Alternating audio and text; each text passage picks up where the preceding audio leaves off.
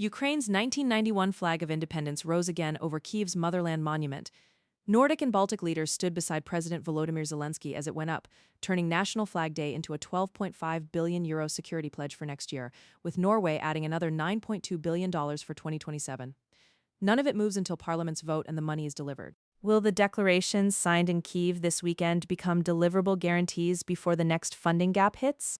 The arrival landed one day before the 24 August holiday that marks the 1991 Declaration of Independence, creating a two-day working surge. The Nordic-Baltic 8 reached Kyiv railway station early Sunday morning on the 23rd, distinct from the broader Western and EU coalition of the willing scheduled to meet on the 24th, with both tracks built around commemorations and bilateral meetings with President Zelenskyy. The most visible moment came at the Motherland Monument. Zelenskyy led the National Flag Day raising where the historic 1991 flag of independence was raised, the same flag carried into the Verkhovna Rada on 24th of August 1991 in the first moments after independence. He called it Ukraine's true amulet and said both the 2014 and 2022 invasions were driven by Moscow's drive to strip Ukraine of its symbols, freedom and independence. Leaders from Denmark, Estonia, Finland, Latvia, Lithuania, and Norway stood with him, with the broader 8 also including Iceland and Sweden, alongside top Ukrainian officials including parliamentary speaker Stefanchuk and defense and security figures. The Nordic-Baltic track was substantive as well as symbolic. Finland's President Alexander Stubb held a roundtable on defense industry cooperation, while Estonian Prime Minister Kristen Michal co-chaired the NB8 summit. Verified participants named at the ceremony were Denmark, Estonia, Finland, Latvia, Lithuania, and Norway, with Sweden and Iceland completing the 8. The exact start time and the physical handling of the 1991 flag during the raising were not detailed in the verified reporting. The same day, Zelenskyy and the Nordic-Baltic 8, Denmark, Estonia, Finland, Iceland, Latvia, Lithuania, Norway, and Sweden signed a joint declaration in Kyiv. It reaffirms continuous support and security guarantees, commits to Ukraine's EU and NATO accession, condemns Russia's war of aggression and calls for a ceasefire, and specifies about €12.5 billion in military contribution for 2026 to be delivered through joint and bilateral arrangements including the Plural mechanism. Norway's share was detailed separately in Kyiv. Prime Minister Jonas Gahr Støre told Zelenskyy Norway will pledge an additional 85 billion Norwegian kroner, about $9.2 billion, rounded to 9 billion in one record, for 2027 under the Nansen support program. The stated focus is military assistance, including procurement from Ukraine's domestic defense industry.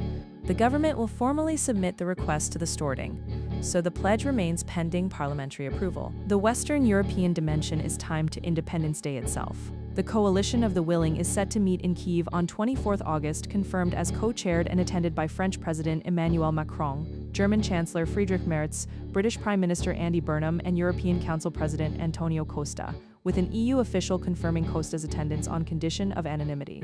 Finland's President Stubb is also expected in the coalition discussions, while some Nordic-Baltic leaders are expected to join remotely. No United States representative was confirmed as a participant. The stated coalition agenda is continued military support, air defense, including Patriot licenses and Scalp missile components with an MBDA agreement noted for the United Kingdom, and longer-term security arrangements.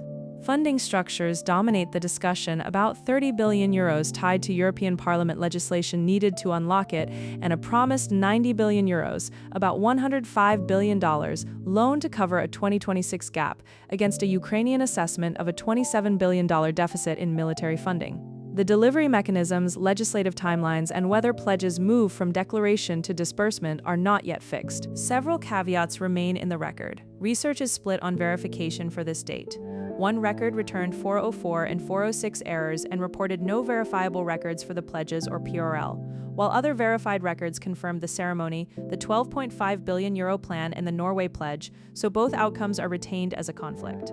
There is also a naming conflict on the British premiership.